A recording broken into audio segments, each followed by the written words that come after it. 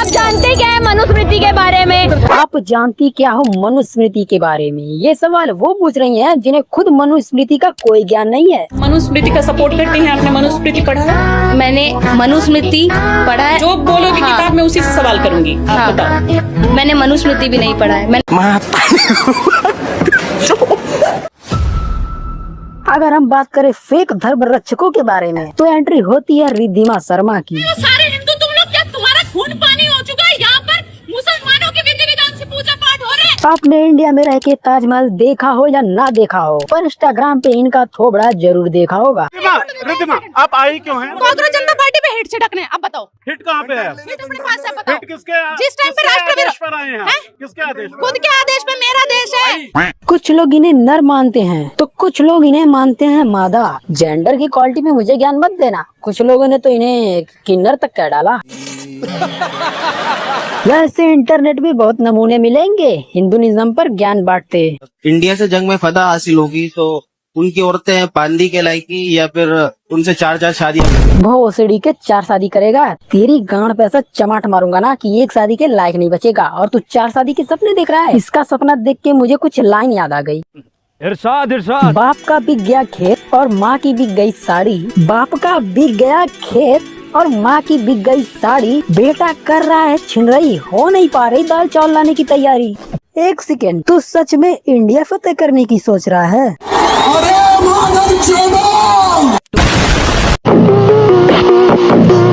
अरे माफ करना यार दोस्तों, थोड़ा टॉपिक से भटक गया था। को होली की हार्दिक हार्दिक शुभकामनाएं। जो भी होली खेल रहे हो भगवा रंग से खेलना। हाँ, होली भगवे कलर से खेलना है, लेकिन खुद को हरा सूट पहनना है। अब इससे मुझे आपत्ति नहीं है, ये इनकी पर्सनल चॉइस है। लेकिन मुझे आपत्ति तब होती है जब ये खुद एक लड़की होकर दूसरी लड़की को छिनाल और धंधे वाली कहती हैं। ये लड़कियां नहीं नाल बोलो। मैं कहती हूँ तुम ये कर रहे हो ना, तुमसे अच्छी धंधे वाली है। तुम बेस्ट है। तुम अगर कोठा खोल लोगी ज्यादा बढ़िया है। रिद्धिमा, दूसरों के गिरेबान में झांकने से पहले खुद के गिरेबान में झांकना चाहिए कि तुमने पास्ट में क्या करा है। लंच जींस टॉप में तू खेल फिल्टर कर रहे है। जब पैरेगी सूट लड़वावेगी पंचमका। ये लड़कियां नहीं नाल बोलो। मैं कहती हूँ तुम ये कर रहे हो ना, तुमसे अच्छी धंधे वाली है। अब क्या क्या करते हो? नफरत फैलाने के अलावा ये फंस गया सीएम। नफरत फैलाने के अलावा क्या क्या करते हो? कांग्रेस से चमचा है क्या? बुरा लगा नहीं। नौकरी क्या क्या करते हो? बात करिए समझते। वाह मेरी हिंदू शेरनी, आ गई गाली गलौज पे। देखा आपने लापरवाही का नतीजा। अगर यही गाली वो पलट के तुझको दे देता तो तू फटाक से पुलिस स्टेशन जाके अपना वोमेंस कार्ड स्वाइप कर देती और फिर पुलिस बिना कुछ सोचे समझे उसके गांड पर लाठीचार्ज कर देती। इतिहास गवाह रहा है दोस्तों, गरीबों की गांड हमेशा तोड़ी ही गई है। आप धर्म के बारे में क्यों बात कर रहे हैं? हमारा धर्म पहले भाई साहब। आपके धर्म की रिस्पेक्ट हमारे दिल में। ये देश हमारा भी तो है। हमने कहा कभी देश क्या नाम है भाई साहब आपका? अबे क्या चीज है तू? अरे भगवान इसको इतनी जल्दबाजी में बना के क्यों भेज दिया?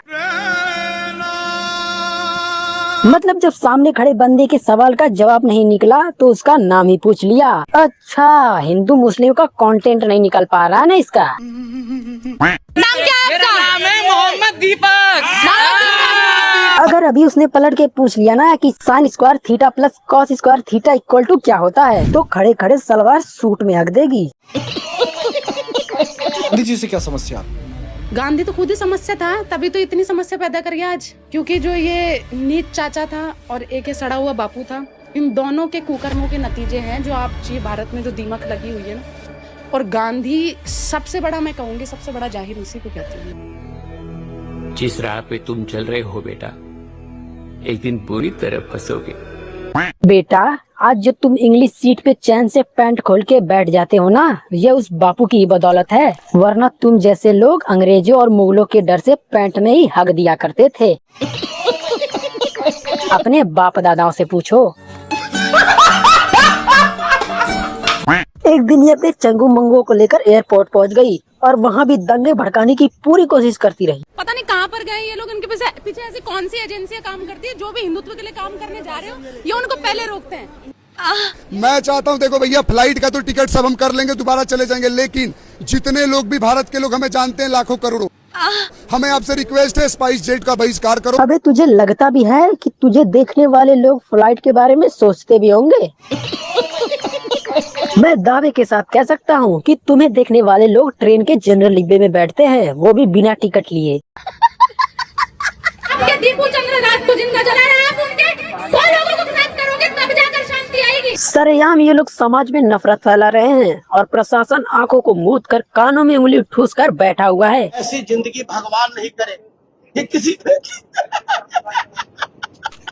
खैर, प्रशासन तो सरकार की कठपुतली बना हुआ है और सरकार खुद नफरत के फैलाए पुल पे बैठ के राजनीति करती है तो उस पुल को क्यों ही गिराएगी? नहीं क्यों ही गिराएगी? आप ही बताओ, क्या आप अपने पैर पे कुल्हाड़ी मारोगे? अजी लौड़ा।